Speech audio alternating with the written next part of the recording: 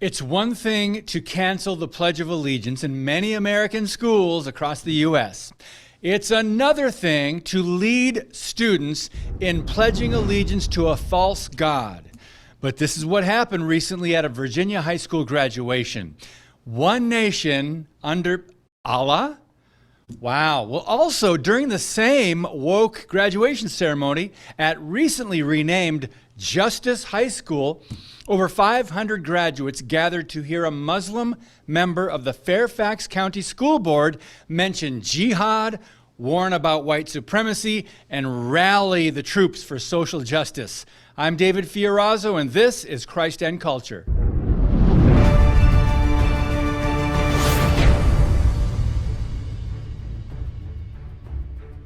First, the class president recited the Pledge of Allegiance and referred to it as the nation's anthem by inserting the phrase, "one nation under Allah," which caused a bit of a controversy.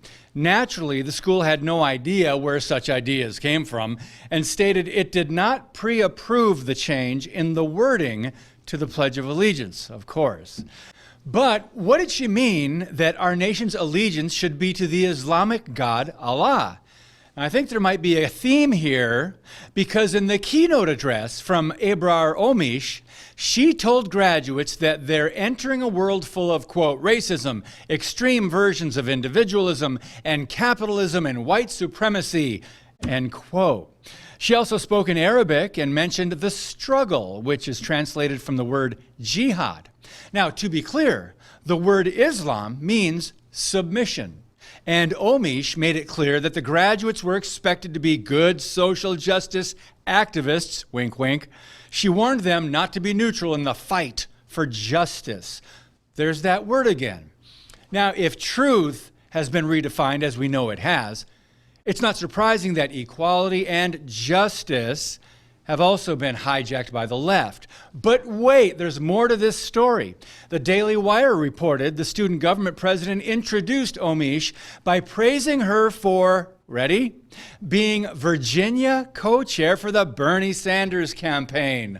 The plot thickens. And if that weren't enough, her father, Issam Omish, was a leader and a board member of the Dar al-Hijra Islamic Center, who raised his daughter to be an outspoken woman. Omish noted that her dad was in the audience, in the crowd at the graduation. The outlet added that 2 9/11 hijackers and the 2009 Fort Hood killer attended the Dar al-Hijra Mosque, and that it was American-born Imam Anwar al-Awlaki, an American who was killed under former President Barack Obama. Why? For his connection to terrorism. As the saying goes, the apple doesn't fall too far from the tree.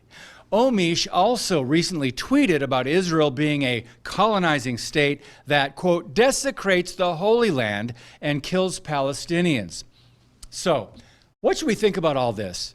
Well, it is Virginia, but please understand, Islam and Christianity are completely incompatible and contrasting worldviews. And we warned about this several years ago right here on Christ and Culture. Now, those who are naive might suggest this kind of radicalism and rhetoric is happening only at a few select schools in the country.